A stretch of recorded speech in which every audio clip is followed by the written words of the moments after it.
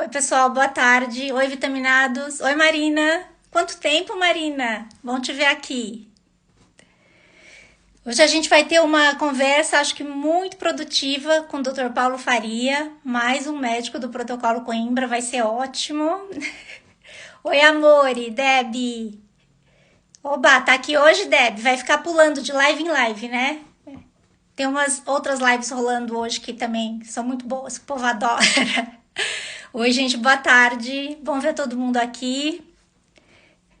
Vamos ver se o Dr. Paulo entra ou já entrou.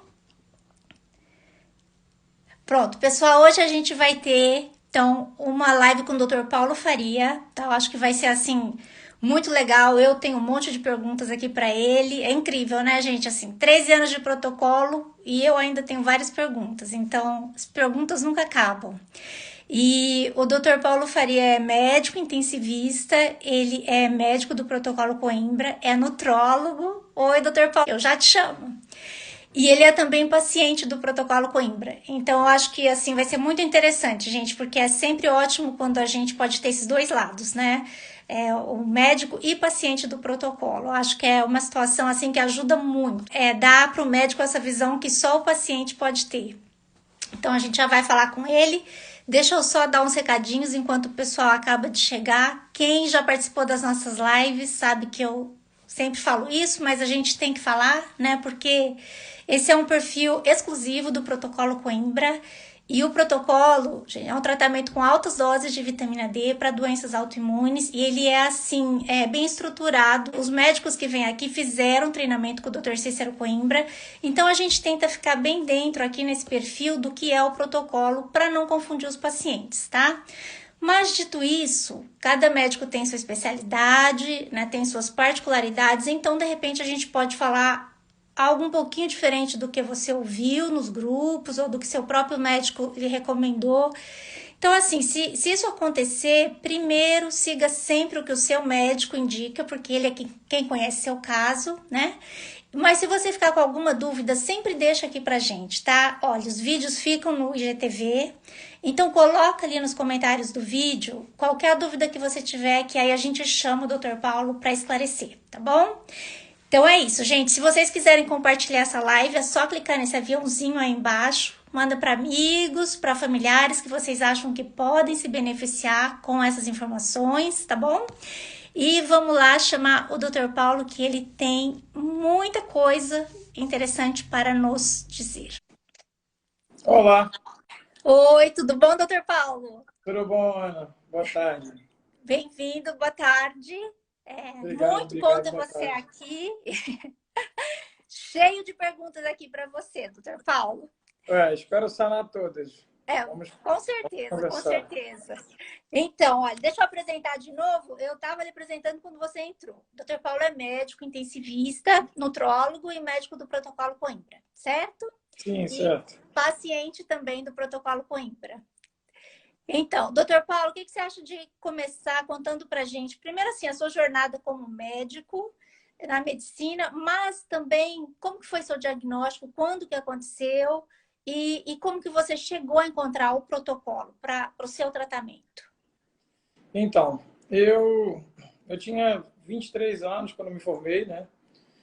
E comecei a fazer a pós-graduação de medicina intensiva, Uhum. trabalhava Sim. em plantão de emergência, em UTI. Foi quando veio os sintomas da esclerose, né? Eu tive uma dormência na linha alba como se fosse na metade da barriga, na região dorsal, também Sim. toda, e até a perna e foi até o dedão do pé direito. Né? Sim. Então, assim, foi uma dormência súbita, aguda, com mais de 2 dermátomos, e eu, por ser médico, isso ajudou, na época, não deixar de definir o diagnóstico com rapidez. Né? Então, eu logo procurei um neurologista na época. Você já devia imaginar que era alguma coisa séria. Sim, quando a gente para e pensa que são 2 dermátomos, né? Abdômen foi para a perna, dermatos são faixas de neurônios que a gente tem. Então, se você passa de um, você realmente já começa a pensar numa coisa central.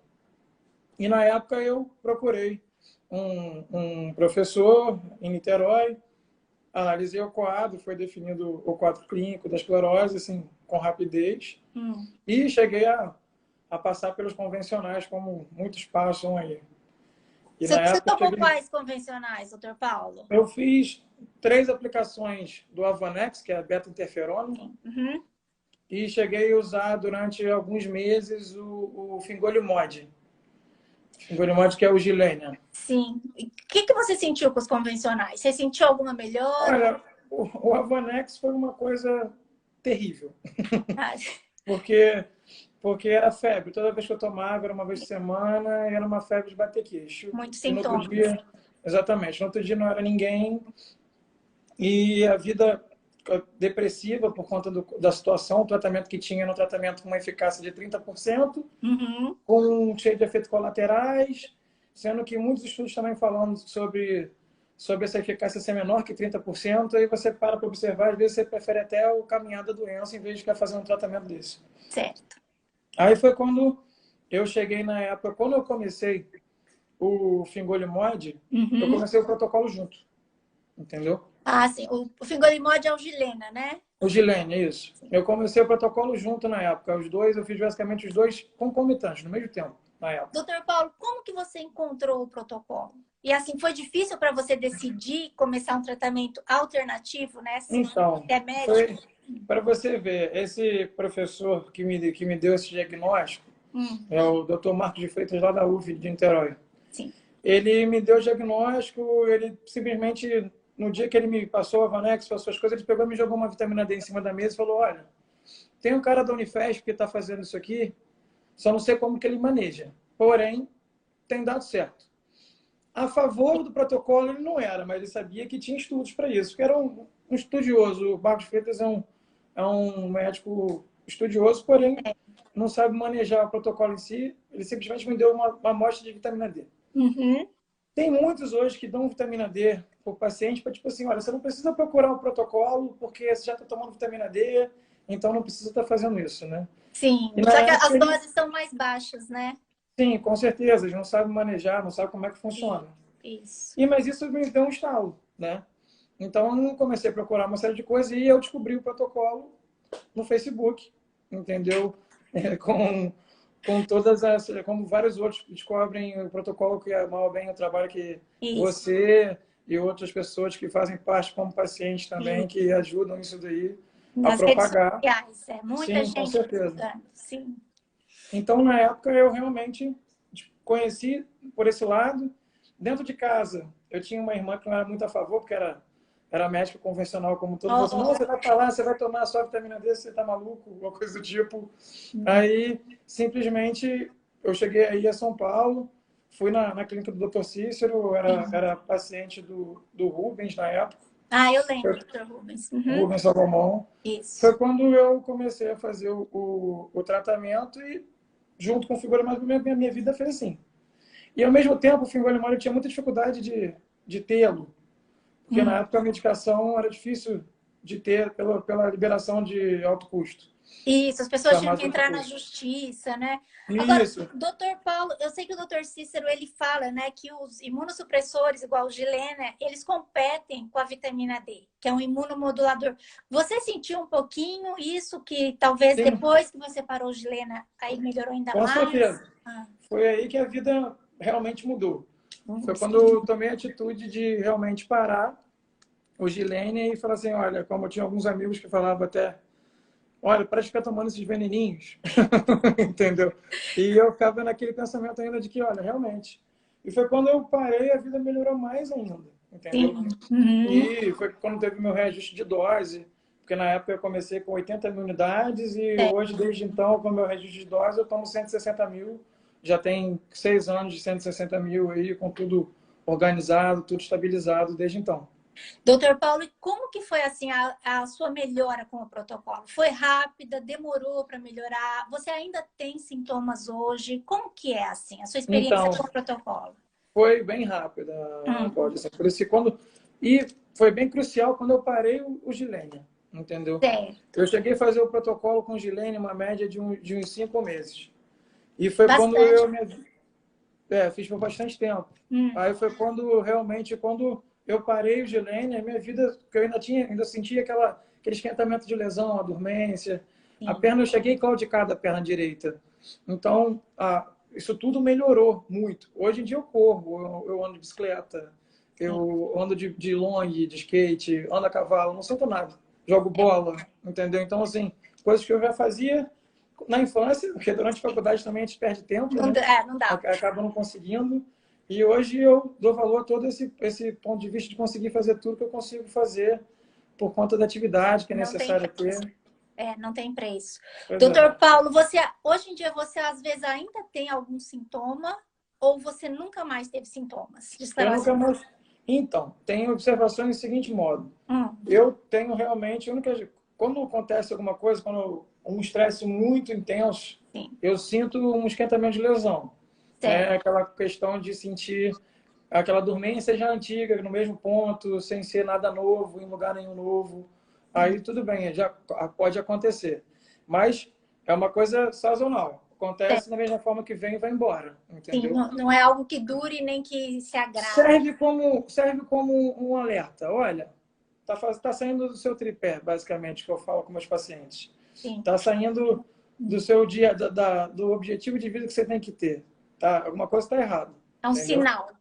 Sim, com certeza. Eu já vou lhe perguntar sobre esse tripé, mas antes disso, conta pra gente, doutor Paulo, assim, aí você se tornou paciente do protocolo, como é que você decidiu se tornar médico? Tipo, eu vou aplicar isso nos meus pacientes. Como que você Então, chegou nessa decisão?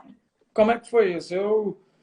Por conta, depois que eu mudei os hábitos como um todo e também mudei a atitude de sair do Gilênia, Uhum. eu fiquei com o intuito de querer aprender como é que funcionava vitaminas, minerais, alimentação, exercício. E eu fui fazer nutrologia. Certo. E foi num congresso de nutrologia, no final de 2016, Hum, foi quando eu conheci o Dr. Cícero pessoalmente. Ele estava dando o congresso, dando uma palestra no congresso. Ele terminou de dar a palestra dele do congresso e, muito sábio, muito tranquilo, parou para assistir a palestra dos outros colegas que tinham, sentou na segunda fileira lá na frente, sozinho no canto, ficou ali. Aí eu não me aguentei.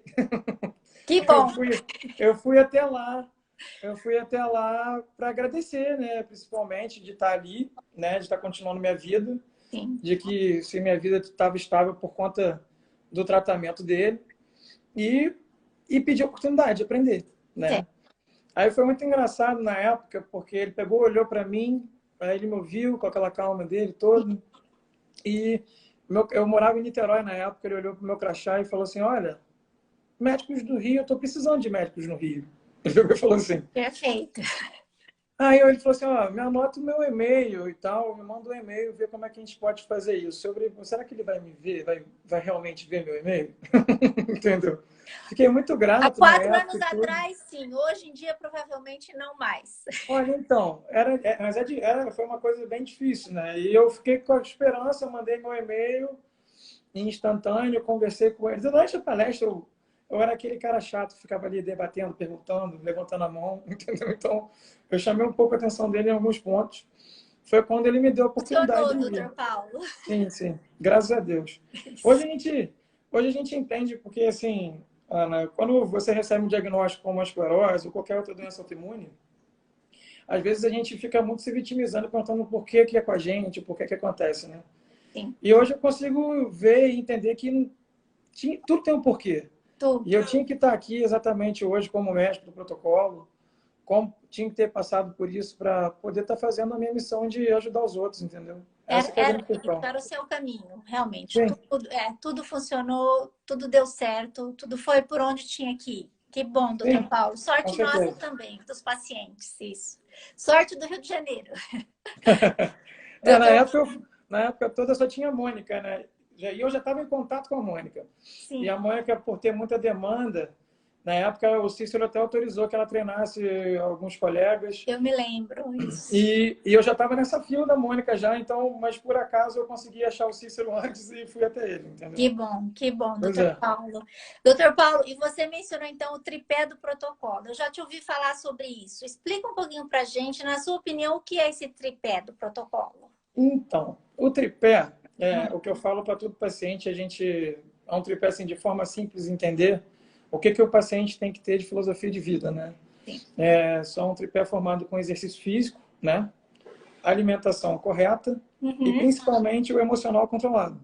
Certo. E esse emocional controlado é o tripé onde tem que ser, é a base dos pilares que tem que ser mais forte, realmente, que é onde a gente analisa e vê o maior índice de ineficácia do tratamento, que por mais que seja muito pequeno no protocolo, Uhum. sempre está ligado a algum gatilho de estresse emocional, de desequilíbrio emocional. Estresse, ansiedade, depressão, irritabilidade, qualquer uma que seja, entende? E isso é uma coisa corriqueira que a gente enxerga constantemente no dia a dia. Pacientes que vão indo muito bem e voltam com uma recaída por algum porquê. Mas eu Sim. sempre tento explicar o tripé de forma fisiológica para o Hum. paciente, entendeu? Então eu mostro para eles assim, explico todo parar para pensar, por que eu tive uma doença autoimune? O que eu favorecia isso? O que eu já tinha de coeficiente genético para gerar isso, né? Qual é a tendência, né? A tendência que ele já Sim, tinha. Sim. sim. Então, explicar aquela coisa, se o paciente ele entra, aí você olha o sobrenome, aí analisa ele, é caucasiano, não é. Hoje em dia a gente sabe que existe a miscigenação como tudo, mas um sobrenome você vê influência de parentesco do hemisfério norte, onde tem grande número de polimorfismos. Aí você observa o histórico familiar do paciente, se alguém tem alguma doença autoimune ou não, entendeu? E vai explicando o porquê de geração de desmetilação genética, que no caso de por que leva ao quadro de desenvolver uma doença autoimune Autoimune. por hábitos e por fatores genéticos envolvidos. Sim. Então, doutor Paulo, você falou o tripé, né? A questão emocional e também a dieta.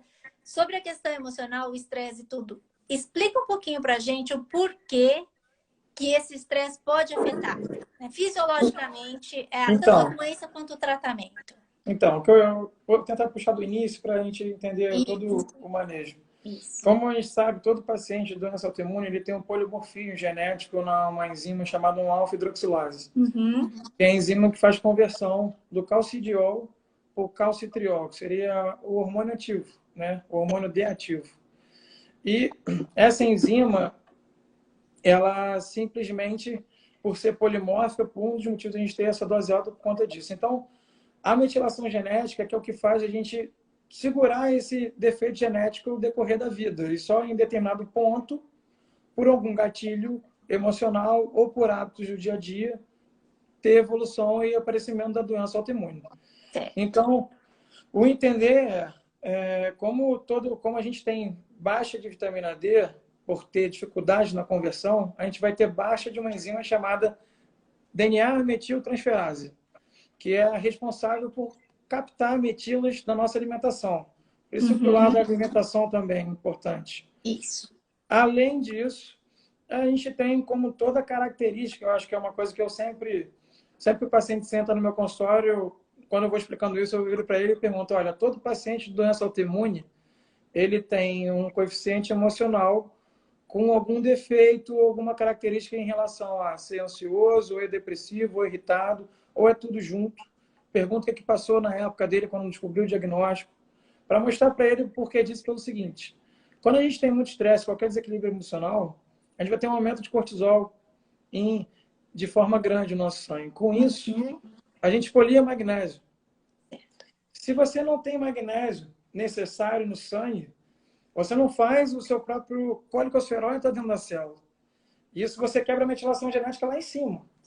Por isso que a alimentação é um pilar importante, o exercício é um pilar importante, mas o emocional, ele pode quebrar a sua metilação genética lá desde o início do metabolismo. Então, você não pode deixar de ter esse emocional controlado, né? Certo. E aí a gente vê assim que não é só a vitamina D, nem só o magnésio, nem só o metilfolato, né? Porque afeta Sim, tudo. Então, é um sim. conjunto de coisas que tem que estar em equilíbrio.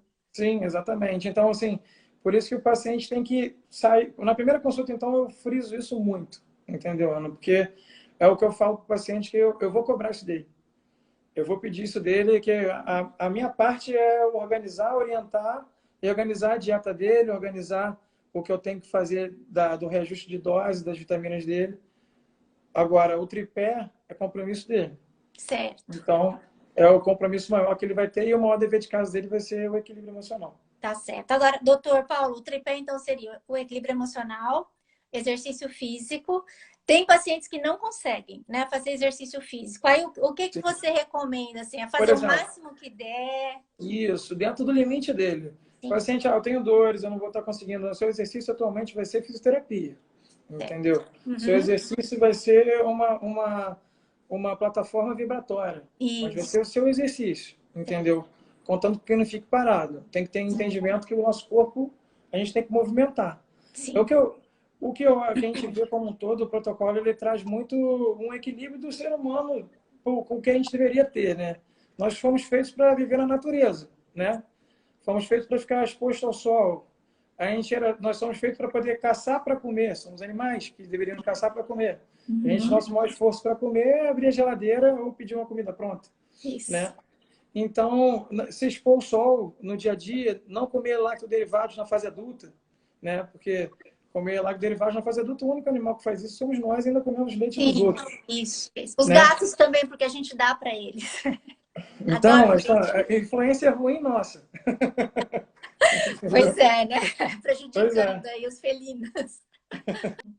Na dieta, você acabou de falar, né? Não comer lácteos.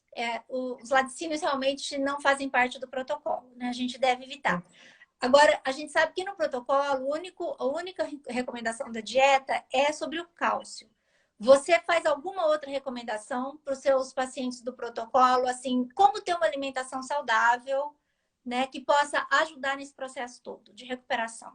Então, além do que tem já das restrições que já existem, que já são exigidas do protocolo, eu oriento a questão do ácido fólico, né? Porque eu acho que é o que realmente, o que mais atrapalha, pelo seguinte, porque o ácido fólico é um folato criado pela indústria que realmente mais de 90% da população não consegue degradá-lo de forma correta. E com isso, ele ocupa quem? Ele ocupa uma DNA metiltransferase, que é uma das poucas enzimas que a gente já tem por ter baixa de vitamina D, a gente tem Uhum. baixa de DNA metiltransferase. E a Certo. metiltransferase ela vai se ocupar por ele. Então você está dificultando a metilação. É aquela coisa que eu falo para o paciente: olha, eu não quero que você elimine todo o farináceo da sua vida, mas eu quero que você saiba comê-lo com Certo. controle, entende? Por exemplo, pode comer, mas moderadamente. Isso. Inclusive, doutor Paulo, uma das perguntas que me mandaram foi essa. A pessoa falou que ela evita comprar, que se tem algum problema, comprar farinha branca, pães e tal, por causa do ácido fólico. Mesmo tomando metilfolato, se o ácido fólico Sim. que as farinhas contêm podem prejudicá-la. Pode, porque ela vai estar ocupando um sítio, né? Então, Certo. onde é uma enzima que poderia estar metilando, absorvendo metila nos nossos alimentos, e às vezes a gente vai perder metila, vai perder o metilfolato que a gente toma, porque está sendo ocupado por um ácido fólico que está, por lei, que ao meu ver, de uma forma errônea, Uhum. nas farinhas, né? Sim. E por conta de indústria alimentícia, por conta de uma série de coisas, a gente continua sofrendo, Tá certo. Pois entende? inclusive também, claro, uma pergunta que sempre aparece sobre a dieta, né, é a questão do glúten. O glúten é permitido no protocolo, né? Então, por Sim. exemplo, eu como glúten, eu tento moderar, mas eu como. Mas ultimamente também eu evito comprar, principalmente a farinha branca, pães brancos, não pelo glúten, mas pelo ácido fólico, né? Sim. Então, é algo que é bom as pessoas saberem também, porque É, às vezes. Sim. exatamente. O glúten ele é inflamatório, né? Mas assim, Uhum. ele é mais inflamatório para quem realmente é celíaco ou tem alguma sensibilidade à absorção dele. Mas para o paciente em si, do protocolo, além de ser inflamatório por ser uma doença autoimune também, mas o ácido fólico ele atrapalha diretamente na metilação genética. Sim, sim. Então, ao meu ver, o maior problema seria em relação ao ácido fólico, não diretamente ao glúten. Muito importante, assim, até, Cláudia, frisar, eu deixo claro para o paciente que isso não faz parte do protocolo, né? Sim, sim. Isso daí é uma informação a mais para poder, porque tem muita gente que às vezes, tem que tirar glúten no protocolo. Não. Tem que tirar farinha no protocolo. Não. Você tem que entender que da mesma forma que a absorção de comer carne vermelha, carne de frango ou carne de porco, vai ter aumento de amina heterocíclica e também vai ser inflamatório para o nosso corpo, para nossas células como um todo. Então, de entender isso daí, de saber manejar e comer de forma correta. Tá certo. Doutor Paulo, fala pra gente um pouquinho como que é a sua dieta, pra gente ter uma ideia, assim, do que é uma dieta saudável. Você é nutrólogo, é paciente do protocolo. Geralmente, o que você come, que você considera ser parte do tripé do protocolo? Então, no dia a dia eu como, assim, de manhã cedo eu costumo comer, ou talvez uma tapioca com ovo, Sim. uma macaxeira, uma batata doce, né? Às vezes como pão, bem raro, mas como. Você come glúten, às vezes? Como, como, Tem. como. Come Então, farinha assim, branca com ácido fólico, às vezes? assim, como. Não vou deixar assim como opção do paciente. Eu como sempre isso como opção. Aí o paciente, pelo nosso dia a dia, a gente é levado pela praticidade. O Isso. pão está ali pronto. Vai dar muito mais, vai ser muito mais prático você pegar ali, comer o pão, colocar um embutido dentro e tchau, do que você chegar, fazer uma tapioca com ovo, cozinhar uma mandioca e comer cozida de manhã cedo. Então, se você dá essa abertura ao paciente eu deixo claro para ele assim, você quer comer pão? Coma 2 vezes por semana, no máximo. Certo. Entendeu? Sim. Isso E de é deixar bom claro passar que essa ideia para o paciente que não quer dizer, pelo menos quando você já está estabilizado, não é necessário essa rigidez toda. Que dá para a gente ser um pouquinho flexível, desde que tendo bom senso, né? Tudo com moderação, sim. exatamente. Bom senso. Bom Bom senso. senso. Isso. Não pode, assim, uma das coisas assim, eu vejo o Cícero ele cada vez mais, quando ele coloca mais uma coisa assim de restrição, é que o Cícero não gosta de ter bom senso com o paciente. Observa alguns pontos assim. Ele proíbe, proíbe. E ele não Sim. está errado, entendeu? Mas deixar claro para o paciente que ele pode estar fazendo isso de uma forma diferente, né? Certo. De que ele possa estar... O que realmente é proibido vai estar proibido. Agora, também o paciente, isso aqui pode consumir de vez em quando, um suco de laranja. Eu vou ficar tomando suco de laranja todo dia? Não. Eu vou ficar tomando açaí o tempo todo? Também não. Sim. Vou ficar comendo carne vermelha várias vezes na semana? Não. Entende? Então, é observar que você tem que buscar o equilíbrio. Né? Certo. Exatamente. Esse é o grande ponto. Saber Sim. entender o que pode e até onde pode ir. Isso. Doutor Paulo, você falou que come ovos de manhã. Eu vou até aproveitar, porque uma das perguntas era que os ovos agora entraram, se não me engano, nos moderados. Sim. Acho que não é proibido, é moderado, né? Moderados, isso. Aí me perguntaram aqui se 2 ou 3 ovos é considerado moderado. 2 ou 3 ovos por dia. Eu oriento o paciente 2 por dia. 2 ovos por dia. 2 ovos por dia. Certo. E peço para não... pode comer, entendeu? Por mais que seja em momentos diferentes, em refeição diferente, mas 2 por dia. Não passo que não passa disso. Tá certo. Doutor Paulo, e aí você falou do seu café da manhã, aí você falou de carnes, por exemplo, almoço e jantar. Você come carne vermelha, come porco, frango? Eu procuro comer entre as 3 carnes, que são orientadas pela minha heterocíclica alta, eu como mais a carne vermelha. Certo. Até por paladar mais, que eu gosto mais. Mas o frango, de todos, ainda é o que tem mais concentração de minha heterocíclica dentre os 3, né? Mas na minha dieta, a maioria da parte de proteína em si é o peixe, cogumelos também, e proteína vegetal, que a gente também tem bastante fonte. Feijão, ervilha, entendeu? Que a gente possa estar comendo de forma tranquila, sem que altere qualquer outra coisa. Mas, assim, buscando sempre comer o peixe. A maioria das vezes, buscando sempre comer o peixe. Vou estar é igual, por exemplo, o paciente chega, está no churrasco na casa de um amigo. Eu não vou comer. Pode comer, entendeu? A carne não vai alterar o seu cálcio no momento. Vai ser inflamatório pela quantidade de aminoteracílica, mas depende. Às vezes o prazer, aquela questão do paciente de estar ali no momento de, nossa, eu sou uma pessoa estranha, que eu não posso comer nem nada, não posso sair de casa porque eu não posso poder comer carne. Isso vai gerar uma coisa pior para o paciente do que ele comer um pedaço de carne ali. Perfeito, isso. Então, é saber entender e balancear o momento de que tem que fazer cada coisa. Exatamente. Não vale a pena você deixar a dieta te causar um estresse, né, maior, porque no fim vai te prejudicar mais até do que isso. Comer carne de vez em quando, um pãozinho de vez em quando. Então, é só não deixar virar rotina. Exatamente. Né? Isso. 2 ovos não é 10 ovos, né? Que a gente tinha pessoas comendo 10 ovos por dia, gente. Aí igual exatamente. Quando veio a pipoca para restrição, ai, sim. E Nossa, foi eu uma olhei assim e revolta falei, no grupo. nossa, pipoca na restrição.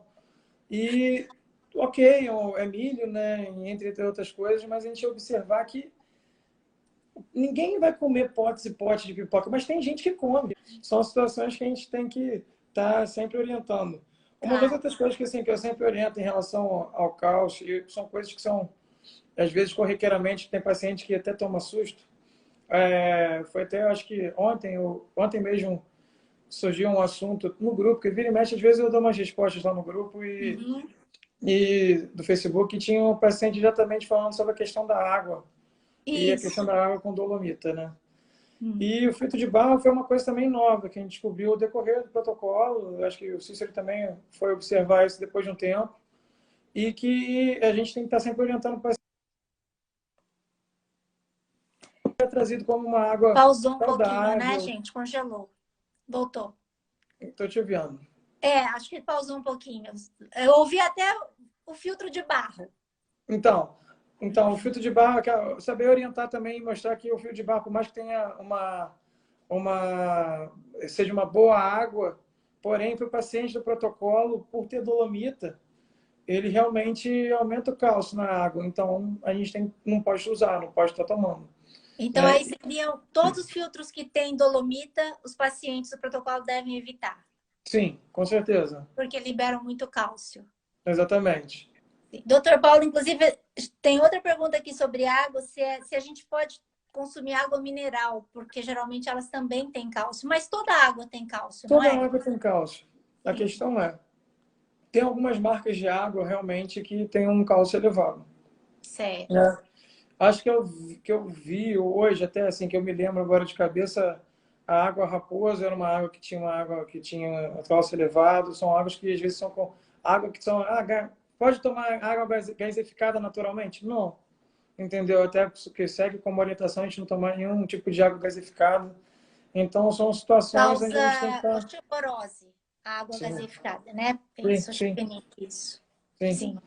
Doutor Entendeu? Paulo, Então, então, na questão da água mineral, a gente olha na bula e vê mais ou menos quanto cálcio tem, isso. para saber se é alto ou baixo. É o ideal que seja. Mas, assim, o que eu falo para todo paciente, assim, até porque a gente tem que beber muito líquido, então ficar Sim. comprando galão de água, às vezes até foge um pouco. É melhor ter um purificador que seja de carvão ativado, alguma coisa do tipo, que você vai estar filtrando a água de uma forma saudável para quem está tomando. Tá certo. E sem níveis de cálcio alterado, né? Tá certo. Então, eu vou, já que a gente está fazendo algumas perguntas, vou aproveitar e fazer mais algumas aqui. Essa é uma que eu também tenho dúvidas de chá. Se chás de ervas medicinais podem causar cálcio alto, hipercalcemia, e chás de mercado, de saquinho, Então, também. depende da substância que seja, né? Hum, Por exemplo, um chá que é muito usado, o hibisco. certo, Hibisco tem cálcio. Então, certo. tem uma concentração de cálcio que a gente realmente não deve usar. Uhum.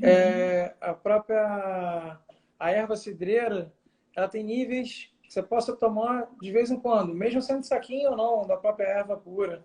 Entendeu? Então, o boldo também é um chá que é comumente usado. Eu também orientaria o paciente, se for usar com muito controle. Erva mate realmente eu acho que não deve ser usado, porque o Não? nível de cálcio, eu não acho interessante que use. Certo. Até porque no dia a dia, por exemplo, muitos pacientes, a gente tem colegas que trabalham no sul, né? Eu ia ter mais contato com pessoas que tomam chimarrão, né? Uhum. Então, usa a erva mate como um todo e eles usam aquilo ali de forma contínua durante o dia. Então, é o equilíbrio, que eu sempre busco falar, né? Então, mas a erva mate em si, eu oriento a não usá-la, realmente. Certo, tá certo. Entendeu? Geralmente, eu nunca, assim, eu não sabia bem essa resposta, então eu geralmente falo para as pessoas variarem. Se elas gostam de tomar chá todos os dias, né, chá de mercado, toma de tipos diferentes, né? Porque aí se tomar um dia um que tem um cálcio mais alto, mas não tem a chance de ficar repetindo aquele mesmo chá todos os dias, né? É Sim, uma sim, forma de fazer também. sim. Então, doutor Paulo, e a castanha de caju? Mandaram uma pergunta aqui, olha, que a pessoa já viu nos grupos que é liberada, moderada e proibida. Então, pediu Sim. para a gente esclarecer essa situação da castanha de caju. A castanha de caju, ela tem, dentro das castanhas, ela tem um nível de cálcio um pouco menor, Sim, menor. né? Porém, assim, eu sou um pouco xiita. Hum, Eu sou um pouco chato. Eu, por exemplo, eu busco não comer, entendeu? certo. Então, vira e mexe, tem paciente que chega para mim, doutor Paulo, tem um sorvete que é à base de castanha, vegano, eu posso usar? Ou coisa assim do tipo. Eu acho que possa usar de forma eventual, entendeu? Uhum, Não colocar como se fosse um item da sua dieta de forma contínua, entendeu? certo, certo. Então, ao meu ver, evitar a castanha faz parte do protocolo. Então, eu acho que o paciente não pode estar usando isso de forma sem controle, de forma sem ter realmente ciência do que está fazendo, porque pode realmente se fazer de forma contínua, tem níveis de depósito de cálcio que possam aumentar realmente, por mais que ela tenha menos, Tá né? certo. Então, mesmo a castanha de caju, que tem um pouquinho menos de cálcio, é melhor fazer É, me- igual com as outras castanhas, é moderar, melhor evitá-la. Isso. evitar. Se for comer, vai comer de uma forma eventual. Tá certo, tá certo. Vamos ver aqui. Outra pergunta que me fizeram, essa é um pouquinho fora da dieta, é se a vitamina D pode ajudar com sintomas da menopausa e rareamento de cabelo pela idade. Você acha que pode ter alguma coisa a ver, doutor Paulo? Olha, eu tenho muitas pacientes mulheres que chegam no consultório exatamente dizendo que, doutor, tá caindo muito cabelo, uma coisa assim do tipo. E depois volta cheio de cabelinho novo. Aqueles Uhum. cabelinhos pequenos, novos, nascendo.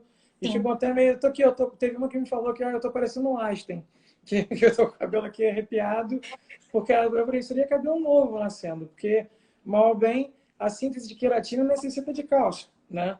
E nosso controle do cálcio por conta da vitamina D aumenta a absorção de forma maior. E isso favorece a melhora de unhas, melhora de cabelo, que está relacionada não só pela questão hormonal, mas pela síntese de cálcio do dia a dia mesmo. Tá certo. Então, talvez possa ajudar. E sobre Sim. a menopausa, Em relação à menopausa, você vai ter queda hormonal pelo tempo de vida mesmo. Porque até mulheres a gente sabe que a mulher ela nasce com quantidade de óvulos ali desde o momento que ela nasce na vida dela. Ao decorrer da vida, a maturação disso e a entrada do climatério e menopausa vai realmente estar mudando e tendo uma síntese menor da produção de hormônio. A vitamina D estaria estabilizando, ajudando isso de alguma forma? Talvez evitando a precipitação disso, né? é, Mas a partir do momento que o paciente entre, vai melhorar, entre outros pontos, assim, o paciente sentir fadiga, mas isso pelo efeito próprio da vitamina, não necessariamente em relação à questão de liberação hormonal, entendeu? isso. Ajuda com a saúde em geral. Então, Sim, assim, como sim. um todo, sim. Doutor Paulo, e pacientes que não têm uma vesícula, conseguem absorver bem a vitamina D? Sim, Sim, sim. normal? Sim, a gente tem que parar para pensar assim, a nossa bile, né, ela continua sendo produzida, por mais que o paciente não tenha vesícula. É, Então, o paciente que não tem vesícula, ele vai ter uma descarga de bile ali mais contínua, né? E, mal ou bem, a bile, de certo modo, é emulsificante de gorduras, né? é, Então, você tendo absorção, sendo lipossolúvel ou não, o que você for estar comendo junto com no pós-prandial, você vai comer e vai tomar vitamina D logo após. Isso não vai ter alterações. tá A certo. gente vê mais umas dificuldades maiores em pacientes que têm alguma alteração em trânsito intestinal. Paciente bariátrico, eu tenho paciente bariátrico, eu tenho paciente Sim, com doença de Crohn que chegou para mim já com ressecamento realmente fez tirada de pedaço de intestino certo, durante a doença em si. Esse paciente a gente observa realmente uma absorção mais dificultada. Por certo, isso a gente tem que estar aumentando um pouco mais a dose. tá Mas ao certo. mesmo tempo que a gente, já que ele tem uma dificuldade de absorção, você também vai ter uma dificuldade de absorção de cálcio também, né? Uhum. Então, é uma síndrome desobstrutiva, né? O paciente ele tem uma síndrome de dificuldade de absorver nutrientes como um todo, Tá né? Então, o paciente que leva esse tipo e tem essa alteração de trânsito intestinal é um tipo de paciente que realmente, às vezes, você tem que ter um cuidado maior nesse ponto de vista, mas que tem efeito. Isso. Doutor Paulo, a última pergunta que eu tenho aqui é justamente você falou do suco de laranja, sobre suco de limão. Se isso pode ser tomado diariamente por quem faz o protocolo. Eu oriento a não tomar. Hum, Pela questão, assim, o suco de laranja ele tem um teor de vitamina C, né? sim. Por esse motivo, ele é orientado a diminuir a absorção dele no dia a dia, Certo. por conta das funções, da função da vitamina C de estar absorvendo cálcio. Uhum. Fazer fixar mais cálcio no nosso corpo também. Sim. E, e todos nós sabemos que o limão também é rico em vitamina C, né? Isso.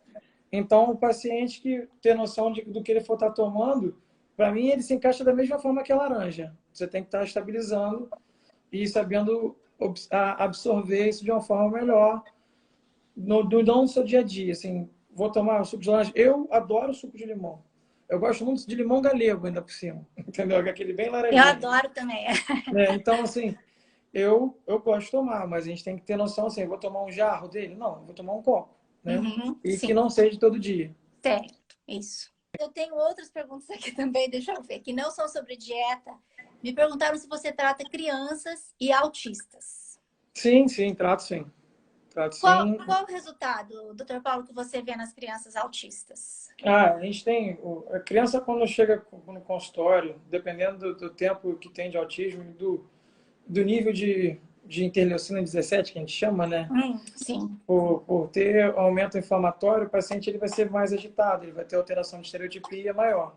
Certo. E sempre na segunda, eu observo muito na segunda para a terceira consulta, quando a gente vai reajustando, a gente consegue estar tendo maior mudança dele, aquela questão de direcionar um olhar, a questão do aprendizado mudar, aumentar a neuroplasticidade dele, aprender. Criança que às vezes chega comigo com 4, 5 anos sem falar ainda, Sim. entendeu? Que começou a andar há poucos meses, entendeu? Com estereotipias de estar ali no meio da consulta e de não conseguir ficar sentado na cadeira e só ficar sentado no chão, girando um objeto, qualquer que seja, Sim. entende? Então, assim, você consegue observar a melhora do paciente como um todo. Certo. Porque o autismo é uma doença autoimune, entendeu? Isso já é definido. É definido por determinadas situações que observa por estudos exatamente de que forma. Como é que a vitamina D ela vai agir nisso? Não só Uhum. pela questão da metilação genética, mas o paciente que tem o autismo, ele tem um nível sérico de interleucina 17 muito maior do que as pessoas, do que os pacientes que não têm, né? Certo. Esse é um E essa, indicador de autoimunidade, né? sim, e a interleucina 17, ela é suprimida pela ação da vitamina D, porque a vitamina D ela entra no nosso sistema imunológico otimizando ele e organizando ele. A Sim. interleucina 17 seria vamos colocar assim, um soldado raso do nosso sistema imunológico que não tem Uhum. especialidade nenhuma e que sai atacando tudo, né? Sim. Então, ela entraria dessa forma, buscando o controle, levando, deixando a criança ou qualquer paciente que seja de autismo a levar a sua forma fisiológica normal de aprendizado, né? E Tá de certo. neuroplasticidade, de nível de aprendizado no dia a dia. Uhum. Tá certo. Doutor Paulo, você tem alguma dificuldade com essas crianças assim com a dieta? Eles têm É. dificuldade de... Eu tenho dificuldade com os pais nesse ponto, Ah, sim. não é nem com as crianças em si, porque Certo. a criança é criança, né? Então, porque quando chega a criança no consultório, assim, abaixo de 5 anos, até quando não é autista, né? Chega uma criança com dermatite atópica, você não consegue passar essa questão do tripé para a criança, que às vezes não consegue entender o que é isso, né? Uhum. Então a gente passa para os pais, para que os Sim. pais tentem colocar isso no dia a dia do paciente, da criança, e ele fazer ele desenvolver dessa forma, Tá né? certo. Então, assim, é uma coisa que, da maioria das vezes que eu tenho, assim, quando eu tenho dificuldade com o paciente de ter absorção de controle de cálcio, já tive Uhum. situações onde eu tive que ficar muito de perto do pai e falar assim, ó, não dá para ficar desse jeito, temos que cortar, senão eu vou ter que parar o tratamento dele, Sim. né? E tudo que a gente vem ganhando vai ser jogado para fora, né? Tá certo. Doutor Paulo, falando disso assim, você já teve pacientes, fora crianças, claro que é mais difícil, mas que chegaram a ter problemas renais por cálcio alto? Já aconteceu Já, isso? Já? já tive. E a gente, assim, uma das coisas que a gente sempre vê é que o paciente, às vezes, ele tem dificuldade de confessar do que fez, né? Mas quando você chega e fala para ele, não tem como. Não tem como você tá ali com um nível de cálcio alto se você não está seguindo a dieta. Às vezes, muito paciente não tem essa orientação da questão do filtro, de dolomita, entende? Então, quase sempre, quando o paciente, que eu sei que é paciente que segue a dieta, realmente que a gente observa, a gente consegue entender e ver isso no dia a dia, quando a gente vê realmente que teve um nível certo de cálcio aumentado, eu sempre procuro perguntar e saber qual tipo de água que ele está utilizando, né? E é corriqueiro, porque as pessoas, quando entram no protocolo, elas tentam buscar uma boa qualidade de vida. E o filtro de barro é um filtro saudável. Isso, saudável. Porém, para gente que faz o protocolo, não é indicado. Sim. Entendeu? É isso que eu ia perguntar. Diga. Agora, sim, paciente com insuficiência renal, por exemplo, já chega comigo no protocolo com insuficiência renal. Já chegou com uma insuficiência renal prévia, até pela própria doença, por uma artrite reumatoide ou por um lúpus, por exemplo. Esses tipos de pacientes são os pacientes que têm que ter um cuidado realmente triplicado, né? Imagino. Porque necessita de exames semanais. No início, as doses têm que ser comedidas, entendeu? A absorção, a excreção de cálcio deles já é dificultada pela insuficiência renal associada, entendeu? Então, são pacientes que às vezes chegam, eu tenho alguns poucos pacientes com insuficiência renal, mas que a gente tem que ter um controle maior, um trabalho maior em cuidado alimentar, cuidado nutricional, porque até pela questão de absorção de proteínas também, o paciente tem que ter manejo em cima disso, ou uma orientação em conjunto com o nutricionista, se for necessário. Tá certo. Mas, doutor Paulo, os casos que você teve, todos deu para reverter? Foram todos reversíveis? Graças a Deus, sim. Todos que eu tive até hoje, a gente conseguiu reverter. Sim, paciente que tem elevado realmente nível sérico de cálcio, elevado uma insuficiência renal aguda. E é uma das coisas da seguinte forma, Cláudia, eu busco no início do tratamento a ter consulta com o paciente de 3 em 3 meses. Sim. Entendeu? Então, o paciente chega para mim, eu vou dar o pedido dos exames, a gente vai fazer a primeira consulta, vai começar as medicações. Em 3 meses, eu quero que ele repita exames e venha para uma segunda consulta. Até para a gente buscar um reajuste de uma forma mais rápida. Né? Buscar chegar na dose do paciente ideal de uma forma mais rápida. Tá certo. A partir do momento que eu chego nessa dose ideal, eu passo a ter a consulta de 6 em 6, mas deixando o pedido de exame com o paciente de 3 em 3. E eu sou bem acessível aos meus pacientes. Eu acho que vocês podem ver aí com quem falo ou não, no dia a dia, nas redes sociais. Eles são acessíveis a mim, então podem estar fazendo os exames e me enviando para que não ocorra esse tipo de situação. Porque eu vejo que os pacientes, depois vai passando o tempo, vai relaxando um pouco. Né? Acontece então, muito.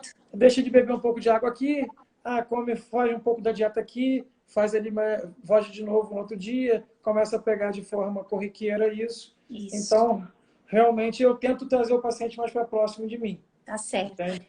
É isso que eu acho importante frisar, que assim, muita gente ainda tem muito medo do protocolo, mas se a gente fizer ele corretamente, por exemplo, com os exames, né? Como você disse, é impossível praticamente você ter um problema irreversível. Porque você vai pegar ali o problema, o cálcio está alto. Mas é exatamente o ponto. Não, a gente não precisa deixar ter o problema também, né? Não, exatamente. Fazendo a dieta corretamente. Quem fizer a dieta não vai ter o problema. Isso. Então, vamos lá. Então, eu estou aqui há 6 anos no protocolo. Cadê? Eu não tive problema nunca com o cálcio alterado. Então, você nunca teve problema com cálcio alto? Nunca ficou alto? Nunca? Nunca. Então, eu também não, doutor Paulo. Então, isso faz 13 anos. Eu faz 13 anos quase pois é. Então, é isso que eu digo. Acho que é impossível, porque mesmo, vamos dizer, mesmo que tivesse acontecido um problema do cálcio no filtro, que eu não soubesse, eu comprasse um filtro, né? Mas se eu estou fazendo os exames antes de dar um problema irreversível no meu rim, eu já descobriria que o cálcio está alto. Exatamente. Eu ia tentar descobrir por quê, né? Exatamente. Por isso que eu tento manejar, uma estratégia clínica que eu faço exatamente isso. Tentar manter o exame de paciente pelo menos de 3 em 3 meses. Por mais que, a partir do momento que estabilizei a dose ideal do paciente, o PTH está no lugar que eu quero que esteja, o tripé está sendo seguido, isso. Então a nossa consulta vai se espaçar, porém os exames eu quero que seja dessa forma e que seja enviado para mim. Doutor Paulo, a gente tem uns minutos ainda. Uma coisa que eu queria que você explicasse um pouquinho, aqui no perfil, sempre existe uma grande confusão do protocolo e a dose fisiológica. Muita gente que toma 10 mil unidades acha que está fazendo protocolo. acha que isso é Não, altas doses, né? Porque parece não. 10 altas doses. Explica um pouquinho pra gente o que é a dose fisiológica e, assim, quais os níveis que você recomenda que as pessoas mantenham só para prevenção, né? Quem não tem nenhuma doença Então, autoimune. o que é assim, níveis de controle e que não tenha para prevenção de otimização do sistema imunológico, prevenção de qualquer outra Isso. doença que seja. Uhum. Paciente que a gente depende também. Tem paciente que às vezes ele não pode ter um diagnóstico de alguma doença autoimune, mas às vezes ele tem dificuldade de conversão e de absorção. Isso. Isso. Então também uma das coisas também não é sempre só olhar a 25 a 25 ou H2D3. Tem que olhar 1,25 também. Hum. Que é a gente saber se está havendo a conversão correta ou não. Que é a E vitamina D ativa, a isso, 1,25. sim, Tá. Uhum. Certo. exatamente. Então, para a gente que é que realmente vai dar benefício para o nosso corpo, né? Então, níveis de controle que eu observo, que eu oriento, por exemplo, doses paciente de 40 quilos já até 70, 80 quilos, eu passo 10.000 unidades. Certo. Pacientes acima disso, de 80 a 100 quilos, eu já passo 20.000 unidades. Ok. Entendeu? Para o paciente e sempre acompanhando, mostrando o ponto de vista. Chegou até 120 nanogramas por ml de, de 25OH, 2D3, eu já falo assim, ó, chegou em 120, está usando 20.000, eu tento, peço para passar para 10. Eu ia Entende? te perguntar isso, doutor Paulo, porque a gente vem, às vezes, até pessoas usando 10, a dose fisiológica, e as pessoas chegam no nível de 170. Já, aliás, já teve gente que chegou a 200. É. Sim, mas Então aí, é bom testar, né? sim, então o ponto é, acima de 120, a gente observa que o paciente já vai ter uma absorção de cálcio maior, né? Sim, sim. Então, se ele quiser continuar suplementando, ele vai ter que ter um controle da Certo. alimentação dele, né? E controle laboratorial em relação a isso. Porque a Sim. vitamina D, de certo modo, ela otimiza uma série de coisas, né? Então, tem paciente que às vezes fica, não só paciente do protocolo, mas paciente às vezes mesmo de neurologia que gosta de estar usando, de sente falta de se parar de usar, eu deixo claro, olha, passou disso aqui, tem que ter dieta. Se não Certo. tiver dieta, eu vou ter que estar retirando de você, você vai estar correndo risco de aumentar o cálcio no seu sangue, né? Então, acima de 120, você já observou que existe uma absorção maior de cálcio. Se o paciente não tiver uma dieta, ele vai ter uma absorção maior de cálcio. Ah, isso é muito bom saber, gente. Então, porque o que a gente tem observado chegando nos grupos é isso: pessoas que tomam as doses fisiológicas e que ficam com níveis muito acima de 100. Aí por isso que eu falo, eu acho que o mais seguro, então, seria sempre testar, e aí cada um pode ver qual é a Mas aí dose tem mais que ou menos saber se qual que realmente, assim, aí, primeira coisa, qual é a fonte da dose fisiológica? Segunda coisa, Ah, tá. está manipulando, está fazendo uma das Hum, marcas orientadas? sim, Se sim, manipula em alguma farmácia orientada, entendeu? sim. Tomou mais vezes ao dia, está tomando a dose realmente assim, porque qual que é a grande questão? 10.000 unidades por dia numa pessoa de 40 a 50 quilos para cima, ela não vai ter risco, porque ela já tem estudos provando que é novo, que você não vê nenhum efeito adverso observado, Isso, isso, entendeu? Com essa isso. dose. Então, é uma dose segura, né? Certo. Então, agora, ao observar, passou de 120, eu já oriento o paciente a ter um certo nível de restrição em alimentos ricos em cálcio. Ou então abaixar um pouquinho a dose para não ficar acima de 120. Manter ali, eu acho que o ideal do paciente é manter ele de 100 a 120. Sim, então, de qualquer forma, é sempre bom fazer o teste de vez em quando, né? Até para saber isso, se houver algum erro na Por isso manipulação. que precisa ter acompanhamento médico. É uma coisa que, por mais que a gente orienta, tá, o paciente usando, eu acho que quanto mais agora que teve a pandemia como todo, a Sim, gente tem uma série de estudos em relação à vitamina D, estudos positivos em relação ao Covid e otimização isso. do sistema imunológico. A gente tem que entender que tem que ser acompanhado, tem que ter orientação da forma que está sendo usado, para que não ocorra nenhum dano à saúde. Nenhum problema. Isso é sempre bom, até por isso, porque a gente já viu que já teve caso de erro em manipulação, né? Com doses muito mais altas na cápsula da vitamina D. Sim. Então é bom testar só para ter certeza que está tudo dentro dos níveis Sim. corretos. Já que eu vi uma coisa esses dias mesmo, eu recebi uma paciente no consultório que ela já estava fazendo um protocolo, praticamente. Chegou para mim já tomando doses, em média, pelo peso dela, fazendo. Eu falei, mas essa dieta você não está fazendo, você está fazendo. Aí eu falei, olha só, você está se automedicando. Então, Está errado. Entendeu? E não adianta você só tomar vitaminas se você não seguir o ritmo de vida que é necessário também. lógico, é Entende? lógico. Então, isso não pode ser feito dessa forma.